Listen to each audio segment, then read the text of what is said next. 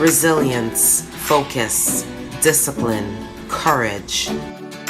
Some of the key ingredients in manifesting your vision into a reality. Join me as we delve into what it takes to make your mark. Hello and welcome to the Make Your Mark talk show. Today we have a very, very special guest. Her name is Joanne Dominico, and she is a learning strategist. And so just so you know, you're the first learning strategist I've ever met. Really? Yes. When I heard you were a learning strategist, I was like, okay, so she teaches you how to learn? Yeah. Literally. Strategies for your learning. Right. Yeah. So I thought that was really, really interesting. Mm-hmm. And you are also an academic coach. Yes. But more important to me, she is also a contributor on the makeyourmark.ca site. So you got to go on and read her articles after they hear your story. So a self-proclaimed study ninja. Study skills ninja, yes. Okay. I was like, okay, ninja. I'm thinking she talks to kids a lot because I'm like, I haven't heard ninja in a while. I was like, okay. Yeah. So, Joanne, I want you're going to do a much better job than I am. Go ahead and introduce yourself to our audience and kind of give them a little bit of background on you. Okay, so my name is Joanne, and I actually started my career as a learning strategist. Occupational therapist. Okay. When I first graduated from high school, I went into kinesiology, and I wanted to be a phys ed teacher. So I've always really been big on being active, and I decided instead to go a different route into OT, and I was an occupational therapist for about 10 years, always worked in education. And from that, I branched into learning strategies. And when I got there, I was like, I am home. I love learning about learning, and I love teaching others about learning. So because of my occupational therapy background, I was really big on evidence-based practice. So I really took a lot of time and effort to educate myself on how to learn more effectively. And now I infuse that into what I do with students. So I'm very research-based. I work with students one-on-one. I do in-class workshops, and my whole world now evolves around learning how to learn more efficiently and effectively. And I love what I do. Awesome. Yeah. So, and currently, one of the things that in learning about you, I saw the whole movement on Study with Joanne. Yes. So tell us about that. Well, I work for Centennial College. I still currently work there, and I do the in-class workshops, and I meet with many students one-on-one, probably hundreds every semester. And I realize that I'm having such an impact on these students one-on-one, but everybody has the same problem. So many students just don't know how to learn. And I wondered, how can I help even more people? Because I'm only reaching the students that go to my institution. So I'm sure there's students out there, whether they're elementary or high school students or from other colleges or universities, who also lack some of these tools and skills that I'm able to share. So I decided to create the platform Study with Joanne so that anyone could have access to some of the tools, and I could share it with a wider audience. Okay, yeah. Wow, good for you. Yeah. So you basically saw that need, mm-hmm. and you started to fill that gap. Yeah. Okay, awesome, good stuff. So you've also appeared on TEDx Talks. Yes. Tell us about that experience. Oh my goodness, that was great. Okay, so the reason why that whole thing came about, I always say if I could group all the students I see into 3 categories, it would be the students who are really struggling and likely failing or on the verge of dropping out, the students who are kind of struggling, maybe with 1 or 2 courses, but they're hanging on, and then the students who are excelling. And typically those students come to me very early in the semester. They're very keen. They just want to know, do I know everything? Yeah. What else can I do to be better? And I noticed that probably 100% of the students I saw from that excelling group exercise regularly. And I said, okay, there has to be a correlation. So that caused me to do research. As I mentioned, I love to be very evidence-based. And I was blown away by the results that I found. So obviously we're aware of all the many benefits of exercise. You sleep better, you're in a better mood, you become more fit. But I really had no idea that physiologically it makes you smarter. So no wonder these students who are excelling exercise, and it's causing them to do well, it's helping them. So I decided to do a TEDx talk on that, on how exercise can help students to be more resilient. And I talk about how I decided to actually become a certified fitness instructor because of that, because I said, how can I get these students to exercise more? Because a common issue with students is they don't have time. If I ask them, do you exercise? The most common answer is no, because I don't have time. So because I knew how much it could help them, and because I knew they didn't have time, I decided to create anatomy boot camp. So I work predominantly with students in community and health studies, nurses, paramedic, massage therapy students. And I decided to create Anatomy Boot Camp because anatomy is a fundamental foundational course they all have to take. So it's a fitness class where they actually review the anatomy and physiology of their body while they're exercising it. So it's kind of like a 2-for-1 deal. So I thought that was a great idea, an idea worth spreading, which is the whole premise of TED Talks. So Centennial was holding their first TEDx, and I had to audition, and I got accepted, and it was such an amazing experience. The most I've probably ever worked for 15 minutes of talking. Oh my gosh, it was so much work, but it was unbelievable. So it was in October, late October is when I did the talk, and it's just in final stages of post-production, so it should be out any day now. Wow, yeah. Good for you. It was amazing, really wow, amazing. I can only imagine. You speak really well, so that's amazing. Yeah. And you know, it's funny that you touched on the fact of, obviously, you see my love for fitness. Yes. Right? I have a huge love for fitness. So now that I found, okay, so it makes you smarter, and that's evidence-based that, you know, working out, how many times a day did your research show? Was it 5 times a day, like 5 times a week, or? The minimum requirement to see the enhanced benefits is 3 times a week of 30 minutes aerobic activity. Oh, wow. But obviously the more you exercise, the more benefits you'll see.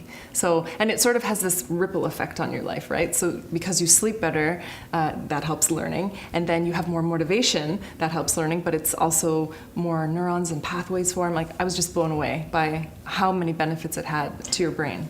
Amazing. Yeah. So just so y'all know, we're going to have to cut this clip out, and I'm going to use this in my fitness segments because there's proof. Yeah. There is proof. Wow. And so you also run workshops that you said you've created a boot camp around the anatomy piece. Yes. And how receptive are the students to this?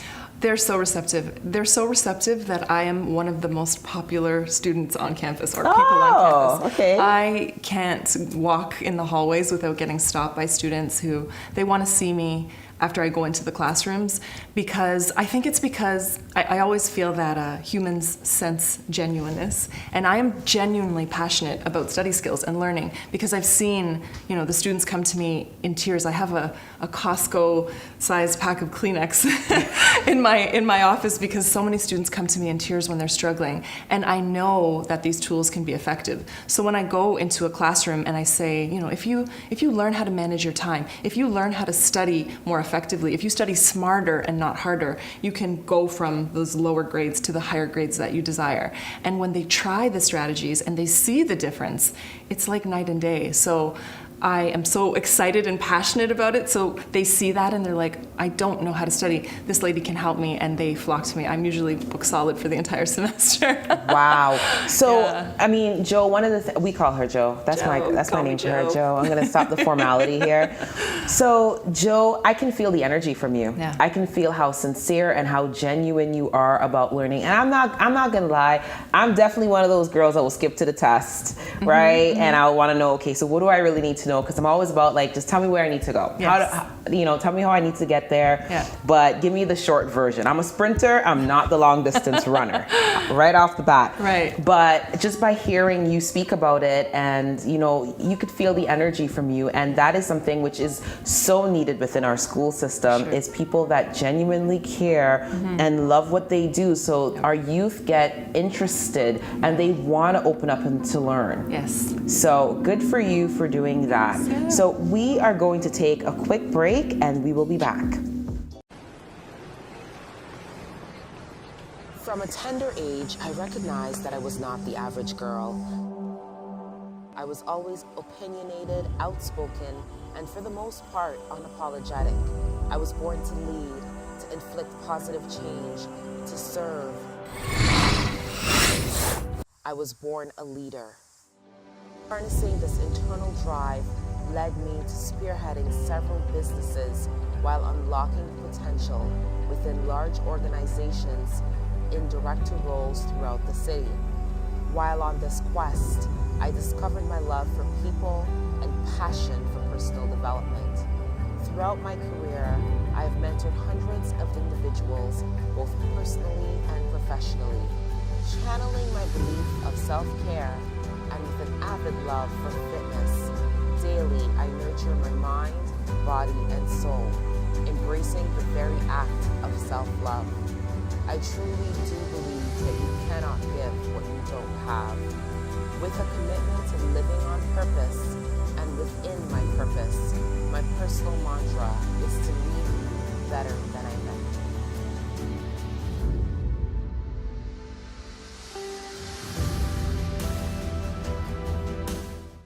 Hello, and we are back on the Make Your Mark talk show, and we have Joe in the house. I'm going to call you Joe because, hey. And I mean, Joe, you just took us on a little bit of a journey of, what it's like to be a learning strategist, and a successful one at that. And I always say successful in the terms, for me, impact. Yes. I always look at impact because a lot of people deem success as numbers only, but really you're having the ability to make impact, which is amazing. So tell us one of your biggest accomplishments that you've ever made, like you feel within yourself that every time you get kind of down and out, you look back to that accomplishment. Oh, that's a good question. I think my first answer, like just off the top of my head, would be the TED Talk. Okay. Just because that is something I had always wanted to do. I've always been a big fan of watching TED Talks. I like to watch one every morning while I'm getting ready for work. And I'm a big fan of affirmations and visualizations. And I feel like it was a few years ago that in my success planner, the Carlin success planner, I love it, I had drew a picture of the the TED logo and said, one day I'd love to do one. And I believe that it was that I affirmed that into being. So to actually get to do it was huge for me. And there's been so many things in my life that I've wanted and that I've sort of made a plan and goal, and they've come true as a result of me believing in my heart that it was possible. So that's definitely one. But now I think I might change my answer. If I had to say overall, I think my biggest accomplishment is my impact on students.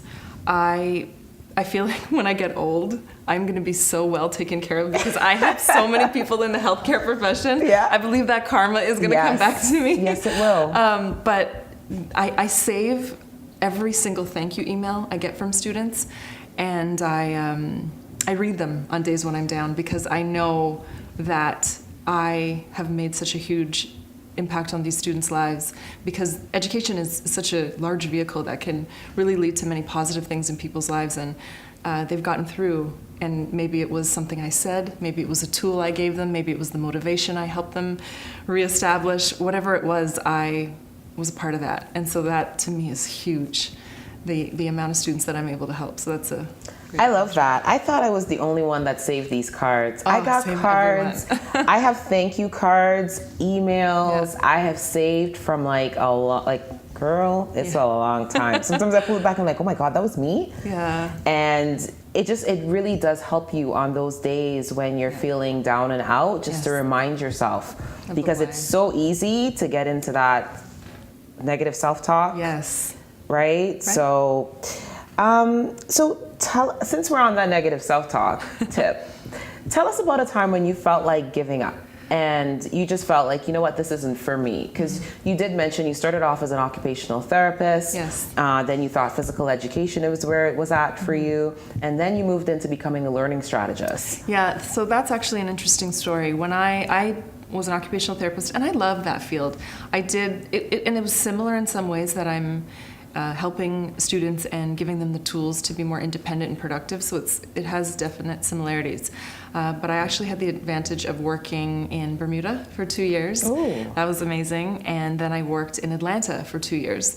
And then when I moved back to Canada, I wasn't sure if I wanted to continue in the field, not because I didn't enjoy the field, but mostly because I found it was challenging. There's so many restrictions in terms of how much support students could get. Parents were never happy. So there was always this conflict with, and I felt limited in my ability to support the students. So I got a job in post-secondary, and I was an assistive technologist. And then I took a year off maternity leave. And when I came back, I had to interview for that position, had gone full-time. And I interviewed, and I didn't get the job. And I was devastated. I was devastated. And I remember thinking like, well, does this mean I have to go back into occupational therapy? But that's not really what I wanted. And then, you know, I got a part-time job in the college, and that was fine. And then the learning strategist position became available, and it's a full-time faculty position. It's a great job, great benefits. And I interviewed, and I was not the successful candidate. And when I had read that job description, I knew in my heart at that point, I think I'm meant to be a learning strategist. I just knew that I would be great at it. And when I didn't get it, I thought, okay, well, maybe I'm not. But then it dawned on me that just because that door didn't open, then maybe there's another door for me. And I kind of allowed myself to be disappointed and feel the emotions I was feeling, because I think that's a healthy part of the process. I walked through that pain and emotion, and then I just got right back up and I kept working, and then another position became available. I applied and I got it. So I have the belief that when something is for you, it's for you, and it may not be your timing. Girl. But when it's for you, it will be for you. Whew. Whew. I'm not even going to go off on that tip because we only have a couple hours for the show. But yes, you know, when you knock and that door doesn't open, don't be discouraged. Yeah. That is, it's so hard though. It is. Because when you're knocking, you want somebody to answer that door. Yeah. And when you don't get an answer, it's like, okay, what does that mean? And then, you know, all of that self-doubt kicks in, all of that, you know, am I good enough? Am I enough? Yes. All of these things start happening, and it's to be strong enough to know that, you know what, this is not my door, next door, and to keep moving. Exactly. But it's so easier said than done. It is. And wow. Once you get to where you want it to be, you realize that the journey makes it even sweeter when you get there. Yeah, but it's just a journey. Yeah. That word journey, that tunnel. Yeah. So, Joe, what were some of the avenues that you used to get to discover what you should be doing, your purpose? That's a good question. I think the avenues I used, I've always been very big on having a support system. So I have very close friends, my girls, you know, the girls that you brunch with every month, and the girls that you have the group chat with, and my besties for like 30 years. And venting to them and talking to them, that was definitely an avenue that sort of helped me realize what I want to do and what I could be good at. So hearing from others, and a lot of reflection, a lot of self-reflection. And I think using the experience from all my previous jobs, I think that also helped me, because like I said, the occupational therapy experience helped the learning strategist experience, which then helped me branch to the study with Joanne. So I used what I'd learned from all different areas and kind of brought all those skills together in order to be able to offer what I offer students now. Awesome. And I think it's good that you've gotten to be able to create a healthy blend there for yourself. I was just thinking, a client said to me this week, she's like, I just saw you training someone, and now we're about to go into a board meeting. I'm like, I know, variety is the spice to life, Yes. right? And I found for myself that in doing most jobs, it would get monotonous to me. Right. So then I had to kind of create my own variation, because I kind of get, and maybe this is a learning thing you could help me with one day, I kind of get bored easily. Yeah. So it's like, if I feel like there's no end to this, it's like, oh my gosh, like what is the end result here? I totally agree. And I used to sit in boardrooms and be listening to conversations, and they'd be talking and talking and talking, and I'd be like, you know what is the point? Where are we going with this? Right. And it kind of helped me to kind of understand about myself after I studied Steve Covey's book, The Seven Health Habits of Successful People, of Effective People. Yeah. And it was begin with the end in mind. And that's it for me. When I start, I need to know what that end result is going to be. Yeah. So I always find it to be a blessing when you can discover what that is. What is that makes you tick? Yes. And, you know, you're able to understand yourself, because that is the place of power, is really understanding who you are, what you're here to do, because then you're actually able to serve in a way that fulfills your soul at the end of the day. Yes, I agree 100%. And I think I felt that in my previous career, I was quite stagnant. My work felt very cookie cutter-ish. Yes. And now in the position I am, and with doing the stuff on the side as well, I have so much flexibility, so much room for creativity.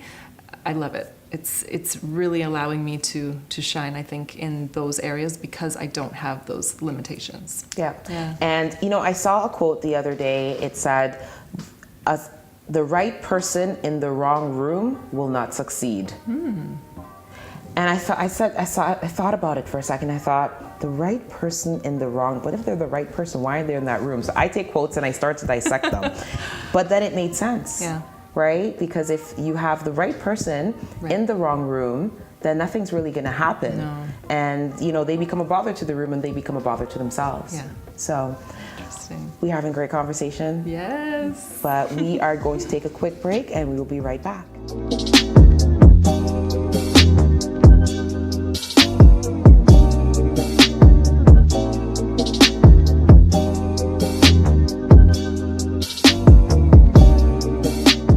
Hello, and we are back, and we are having some really, really great discussion today, Joe.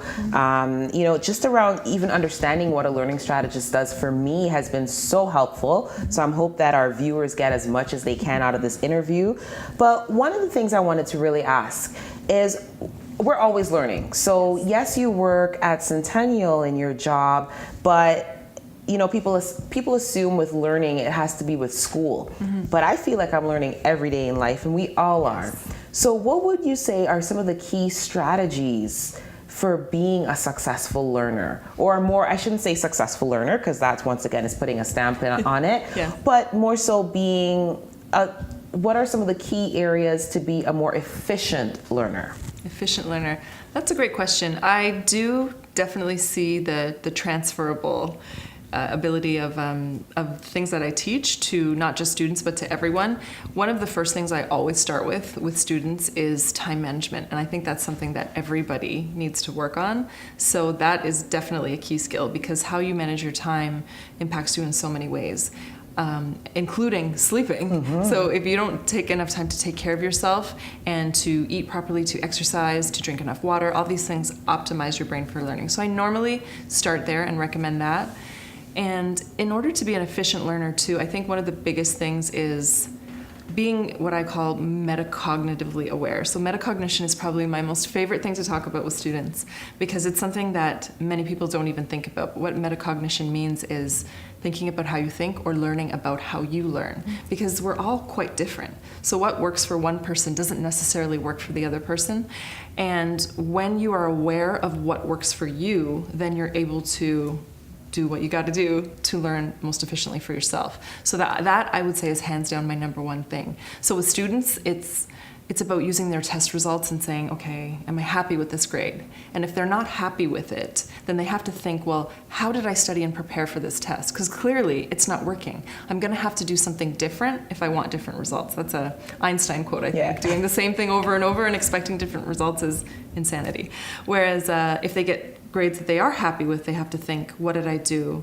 And then maybe I should keep doing it because it's working. So the same principle could be applied to anyone in their life. So you're working, maybe in the corporate world, maybe you're a parent, and you want to learn about something. Are you just reading? Because reading is actually quite passive in nature. You read something and your lazy brain will say, I don't need to remember this because it's right there. I can just look at it. So your brain doesn't have any reason to keep it in there. So maybe something more effective is to talk to someone about it, to engage in that conversation, to somehow make it meaningful and relevant to you in your life, and then it's much more likely to stick.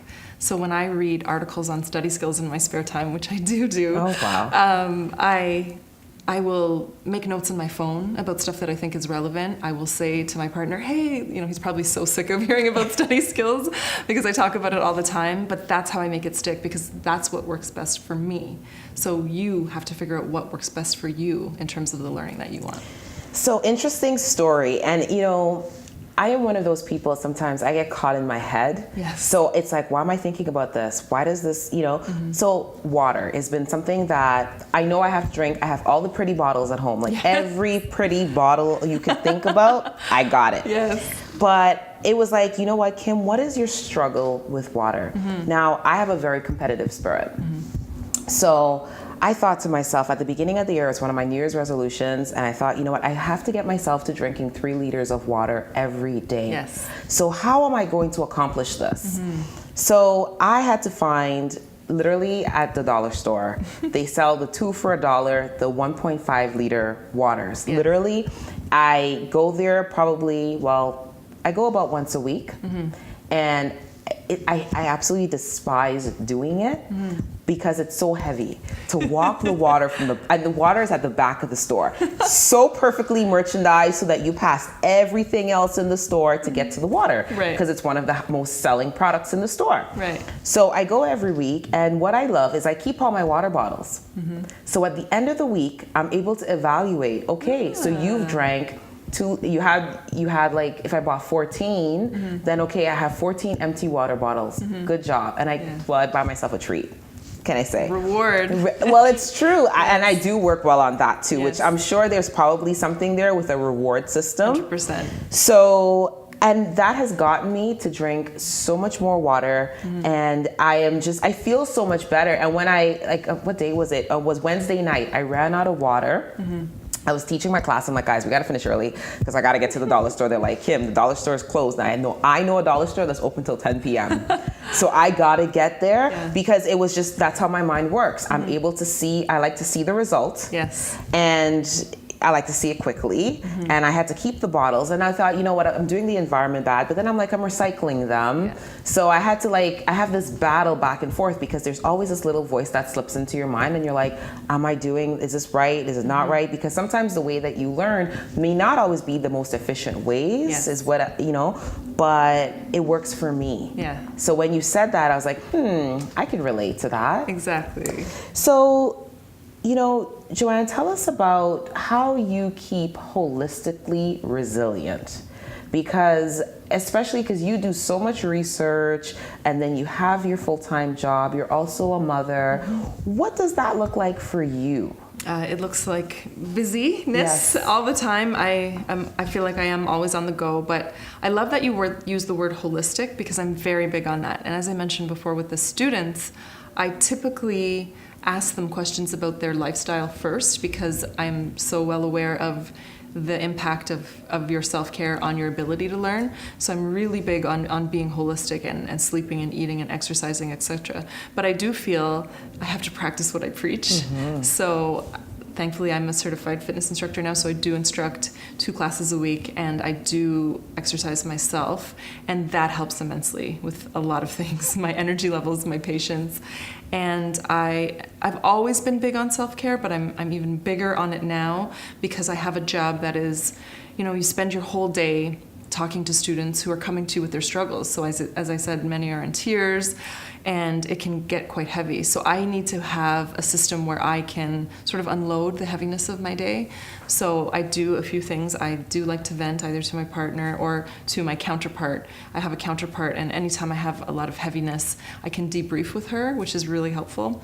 One of my mentors, Nova, but I love me more, she's awesome. She once posted something about how when you're taking on the energy of others all the time, you need to have baths. And I was like, oh my goodness, I never realized how I love baths all of a sudden. I never used to enjoy a bath, but it's almost like you're soaking out all of the negative energy you had that day. I'm going to interject here for a second because once again, and this is why it's so important to have conversations like this so you don't think you're fully crazy. Yes. There are people that I meet, and I would say this to my partner all the time, and he's like, yeah, I guess you got to wash off negative energy, but he laughs at it a little bit.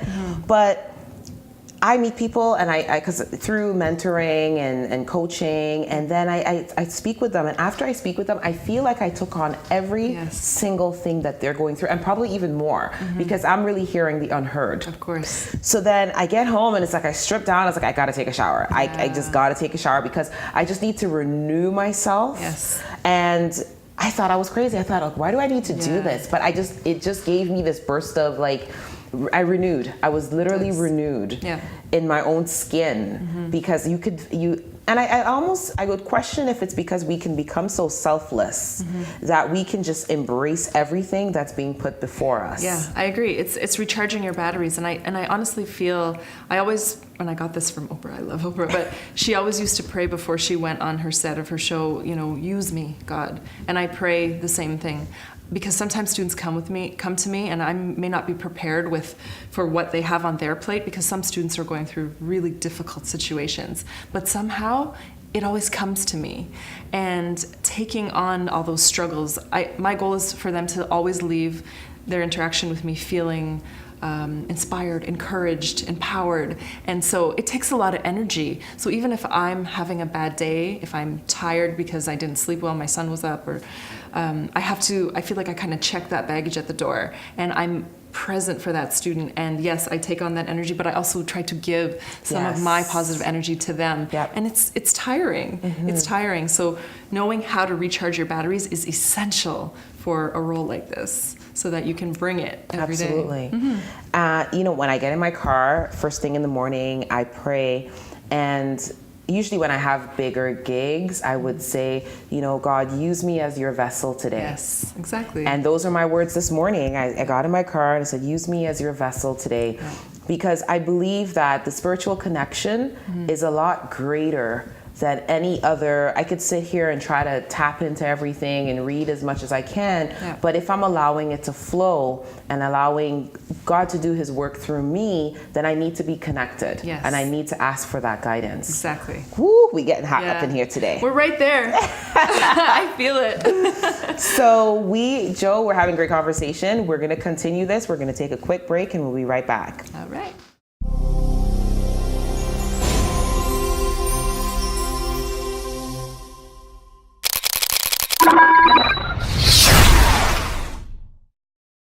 Hello, and we are back on the Make Your Mark talk show, and we are having some amazing learning strategy conversations today with the beautiful Joanne. So Joanne, just leaving off on the break, we were talking about holistic resilience for yourself and how you practice that for self-care. Yes. How does that look like? What's your support systems personally, looking at you yourself? Like who do you reach out to and hold on to when in time of need? Well, definitely my family, my partner and my son.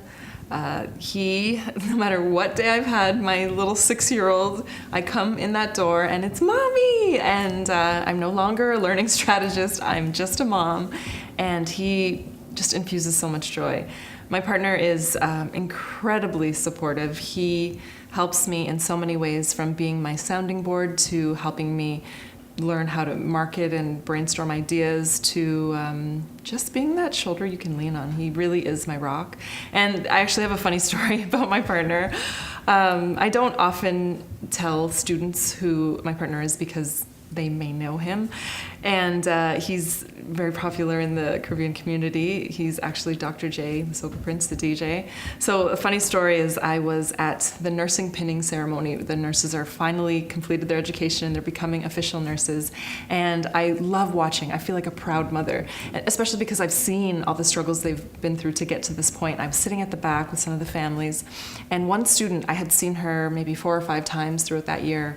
And I was just so happy for her. And her family was there, and she came after she got her pin, and they were hugging and crying, and she turns and she sees me and she's like, Joanne. So I'm expecting, thank you so much for all your help, look what I did. Instead, she's like, I didn't know you were Dr. J's wife. And I was like, oh my goodness. So I went home and I'm like, thanks for stealing my thunder. But he's great. He's really, really great. So how do you deal with that? Because we were kind of talking about this offset prior, where sometimes, especially, and I've dealt with this myself in terms of dealing with women that work with, or their significant other is someone that I'd call it in the limelight. Mm-hmm. So how do you deal with that in not feeling like you're getting lost in someone else's shadow, particularly someone that you love and care for? Mm-hmm. That's a great question. I keep it very separate. When I'm at work, like I said, it doesn't say Joanne Dominico Learning Strategist, Dr. J's. It doesn't say that. It just says Learning Strategist. Yeah. Soca parties don't usually come up in our conversations about study skills, so there's never a need to mention it. If they follow me on social media or they follow him and they see it, that's fine. I'm not hiding it. It is a part of my life, a part of who I am. But in terms of the day-to-day stuff, it's separate. So I don't find it challenging at all. Okay. Yeah, and I like students to know that I am a real person. I do have a relationship. I do have a son. So that's part of me. And I do often give examples about balance and time management and how I manage that all, being a working mother and partner. Okay, so, and that leads me to my next question in terms of being a working mother and having a son. And we talked about earlier on in the conversation where, it's deemed that, movement, fitness helps you to be more efficient in life. So what's some advice do you give to mothers that have a child in order to kind of get them still taking care of themselves, but finding that balance? I definitely am a big believer in planning. I feel like if you make a plan to deliberately take care of yourself, then it's much more likely to happen, as opposed to saying, oh, I'll do this when I have time. You're never going to have time. So I personally will schedule massages or different things that I know refuel me and ensure that my son will be taken care of during that time. But I'm also very, especially now, we decided in our home to give up screens for Lent from 5 to 8 p.m., which is when I get home from work until my son goes to bed, just so I can be really engaged with him during those 3 hours. I only have 3 hours with him in the evening. And then if I have work to do, I can do it after 8. So I really plan, and that helps me know how to keep and maintain that balance and still feel like I'm giving my son the time and attention that he needs, because there's life in that too. And because I talk so much at work, I'm talking all day with the academic counseling, right when I first get home, I need a little 5-10 minutes to myself to just kind of, okay, work's over, time to put my mom hat on and then be there and present with my son. I love that you give up screens from 5 to 8 p.m. That makes sense why I got the messages later. Yes. Yeah, I can't even be sneaking a peek because he's on me. He's like, no, Mommy, you can't check your phone. So, oh, good. And he holds you accountable too. He does. And I think we're going to continue even after Lent is over, because I'm loving the undivided attention that he's able to get from his parents. Yeah, that's great. Amazing. Yeah. So let's circle back a little bit. You're a learning strategist. Yes. So screens have to be affecting learning. Let's talk social media. Oh my goodness, so many students come to me to say, Joanne, I don't have time to study. And I, similar to you, I keep it real. I'll be like, let me see your phone. Open up the settings, open up your screen time. You know about screen time? Oh, yes. So I think it's called, I forget what it's called on Android, but they have a similar function. And some students are averaging 4, 5, 6. I even saw a student with 7 hours that you're spending on your phone, but you don't have time to study. So it's about creating the awareness of where your time is going. And then I love quotes just like you. Never focus on a problem without a solution. Yes. So if the cell phone is a problem, then what is the solution? Don't just put it on silent, because you're still looking to see how many likes you got on that last post, right? You have to remove its ability to distract you. And because I tell them, like, it will hurt my heart to see you fail because you are addicted to your cell phone. So if it's a real addiction, then it's something that we have to talk about and work through. So I'm really glad you brought that up. So one of the things I found to do, and this is, so I've put what I do now is I put my phone in the basement and I try to go to the second floor. That's great. And can I tell you the temptation? Yeah. The temptation is real. Because I'm like, oh, I got to use this. Nope, you got your iPad and you got your laptop. That's more than enough devices to use. Yes. But it's a real addiction. And also for Instagram, what I've done is I've set a timer. Yes. So I have an hour. I've yet to make the hour yet on Instagram that it will pop up and say, you've spent an hour on Instagram. Yeah. And it's like, okay. Ignore? Do you press ignore? Yeah. Snooze. We'll try you again in another hour. Turn off that ignore feature. Right? But, what for someone in business, what it does for me, because I get a lot of business through social media. And I feel like sometimes, if I'm not on there, I'm not connected. Fear of missing And, so coming from how is that going to change your world? I don't know if you've thought that far yet, but how is that going to change your world in terms of teaching learning strategies? Yes, well, actually, I always start with cell phone. When I'm giving a presentation or a workshop, I usually do like my top tips for success. Tip number 1 is always do not let your phone distract you, because I've seen again and again and again how it's such a huge distraction. So one of the techniques I recommend is something called the Pomodoro technique. It's a very widely used strategy. Pomodoro means tomato in Italian. This researcher found that the average person can sustain attention for approximately 25 minutes. So he recommends setting a timer, not on your phone if your phone's a distraction, but like a real kitchen timer or a stopwatch. And you work on that one focused task until the timer goes off, and then you get a short break. And I tell students, don't even check your phone until you're finished 4 Pomodoros, and then you get a longer break and let checking your phone be your reward for completion. You'll be amazed at how much your productivity will increase as a result of having that focused, distraction-free time. Makes a huge difference. Wow, okay. whew, I can get the sand, the sand where the sand just slowly falls through. The hourglass, yes. So, Joe, as we wrap up, what are 2 things that you wish you knew earlier in life that you would give to our viewers, you'd leave them with? I think one thing that has made such a huge impact on my life is meditation.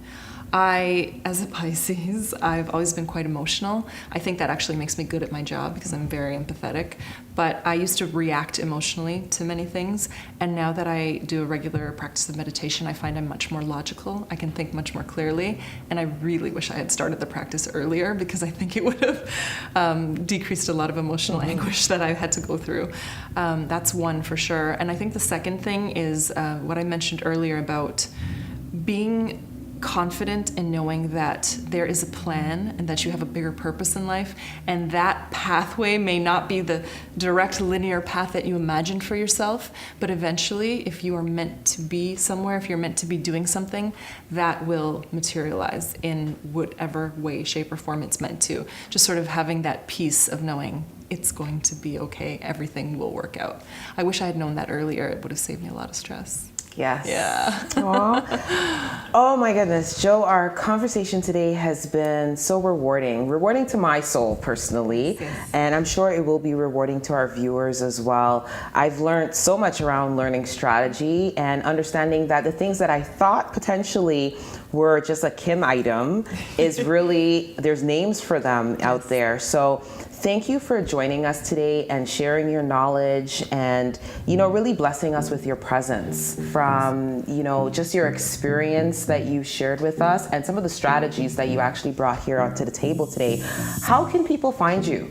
They can find me on all social media platforms, Study with Joanne. My website will be up really shortly, studywithjoanne.com. Okay. And I'll hold you to that. Yeah. Oh, yeah. And I'm just starting to do some workshops for elementary school, high school, college, and university. So those will all be available online as well. And I write articles for Make Your Mark. Yes, I was going to finish with that. So you all have to go on and makeyourmark.ca to read Joe's articles. They're under Learning Strategy. Go figure.